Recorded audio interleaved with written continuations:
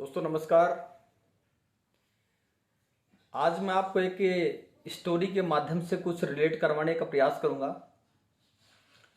वो स्टोरी यह है कि कुछ मेंढकों ने एक बार एक मीटिंग का आयोजन किया और मीटिंग में एक फैसला लिया कि इस एरिया की जो सबसे ऊंची पहाड़ की जो चोटी है वहाँ तक हम उस चोटी को फतेह करके आएंगे, वहाँ तक हम चढ़ के आएंगे। तो उसमें निर्णय लिया गया और एक निर्धारित समय तय किया गया पहाड़ पे चढ़ने का। और उस निर्धारित समय के अनुरूप वहाँ पे चढ़ने की शुरुआत की गई। निर्धारित समय पे वो सभी ग्रुप वाइज पूरे लोग वहाँ चढ़ने लगे, पूरे मेंढक वहाँ चढ़े। लेकिन इस सफ़र के दौरान कुछ मेंढक कुछ दूरी तय करने के बाद ही वहाँ पे रुक गए। बाकी जो मेंढक बच रहे थे वो और ऊंचाई तक चले गए।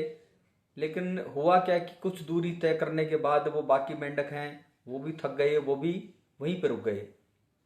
लेकिन एक मेंढक जो है वो ऊपर चले जा रहा था अपने लक्ष्य की ओर, अपने उस पहाड़ की चोटी के ऊपर लगातार बढ़ते जा रहा था।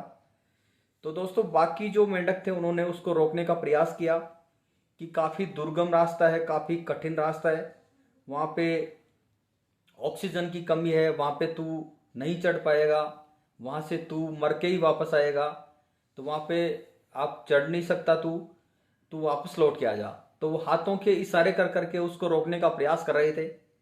लेकिन दोस्तों उसने ठान रखा था, उस पहाड़ की चोटी पे चढ़ने का फैसला उसने कर रखा था। तो वो लगातार चढ़ते जा रहा था।